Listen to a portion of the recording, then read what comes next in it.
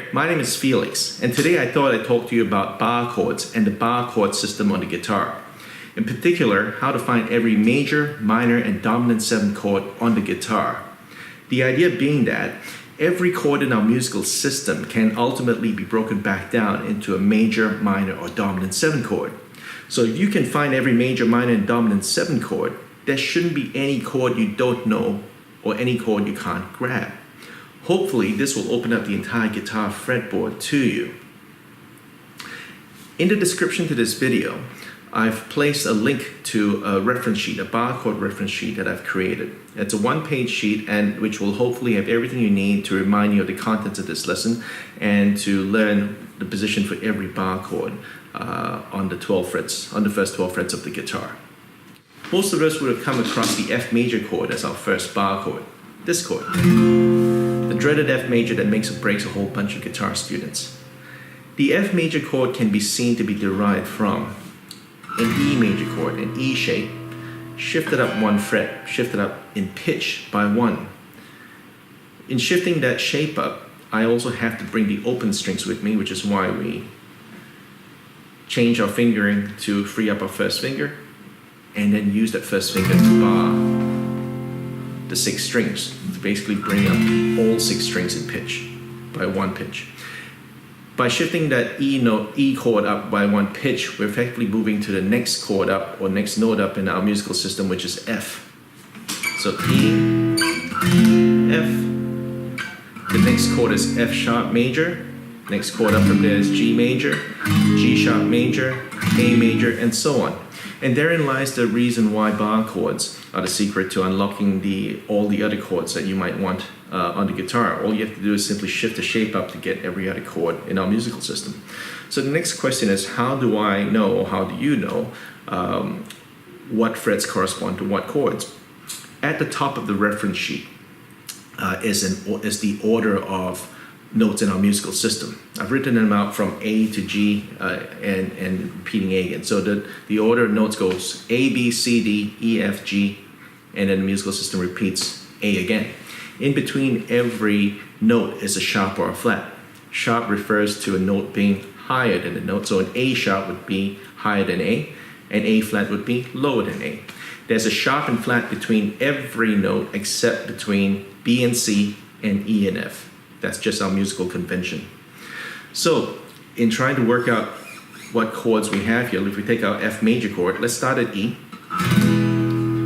If we go up 1 note from E, and we're learning, in effect, there's notes on the 6th string here because that's our bass or root note. Yeah. So if we go from E, go up 1 note from E, we get F. Next one in our musical system is F sharp. Moving up again, the 3rd fret, we get G. Moving up again, we get G sharp or A flat. Moving up again, we get A. Moving up again, we get A sharp or B flat. B, C, C sharp or D flat. D, D sharp or E flat. And at the 12th fret, we get the octave. The chords repeat again, or the notes repeat again. And there you have it. That's every major chord in our musical system in the 12 frets. Remembering every single one of those notes is reasonably difficult, certainly doable, but I always recommend students just remember the bass notes, that is the notes without the sharps or flats, just to make it easier. So what you might want to memorize, again on the sheet, is F majors on 1, 1st fret, G majors on 3, A majors on 5, B majors on 7, C majors on 8, D majors on 10, and that's it. If you can remember that, in effect, if you wanted a flat or a sharp, you just have to go to that note and flat or sharp it. So if I wanted an A flat, I know A flat is lower than A, so I know A is on the 5th fret according to the sheet, and flat it. There we go, that's A flat. If I wanted G sharp, I would go to G and sharp it, which incidentally is the same chord as A flat. If I wanted C sharp, go to C, which is on the 8th fret, and sharp it. And there you go. Got every major chord using the E shape in our musical system. So the next step is to find every minor chord. Well, most of us would have learned that from this E major, if you lift that first finger off, you get E minor. Similarly, if you take that F major, lift your finger off in the same way, that same shape, you get an F minor. Shifting that shape up gives you F sharp minor, G minor, G sharp minor, A minor, and so on. So in effect, to find every major chord in the musical system, once you have all the major chords, it's as simple as lifting that finger and using the E minor shape. So if I wanted A minor, I know A is on the 5th fret. That's A major there I'm holding. A minor is simply that. If I wanted B minor, B is on the 7th fret, use the E minor shape. And there's B minor. C minor is right next to it. If I wanted G flat minor, find G, which is on the 3rd fret, go down to the 2nd fret, and there's G flat minor. Simple as that. And you can see where this is going. To find every dominant 7 chord, I do the same thing. I take my E shape. Most of us would have learned E7 as that shape. Transposing that across to F, you would take your little finger off, and that's F7. Optionally, some of you would have seen this fingering with the 4th finger on that as well. Yeah, they're both F7s. And shifting that up gives me F sharp 7, G7, G sharp 7, A7, and so on and so forth. Yeah. So to find an A flat 7, I get my A chord, flat it, and use the 7 shape. And it's as simple as that. Now, the issue with just only having this E shape is that when we get to chords like D major, for example, in a bar chord, it's very high up the neck, a little uncomfortable play, doesn't necessarily sound good in all contexts. Neither does the C sharp or D flat or the D sharp or E flat. Yeah. So it'd be useful to have another bar chord that we can use for a different color tone, and that's where the A shape comes in. Most of us would have learned this A major chord. You might have held it with these 3 fingers. I recommend holding it with your other 3 fingers there. If we take that A major chord and slide it up 1 fret, the next note in our musical, and bar it, the next note in our musical system after A is A sharp or B flat. And that's what we get. That's B flat major. Shifting up again, next note is B major. C, C sharp, D, and so on and so forth. In effect, there you're learning the notes on the A string. A sharp, B flat, B, C, going up the neck. So, just like with the E shapes, I think the easier way to learn all the notes on that A string and all the chord positions for using that A shape is to remember the same frets that we memorize for the E shapes, being the 1st fret, B flat, 3rd fret C,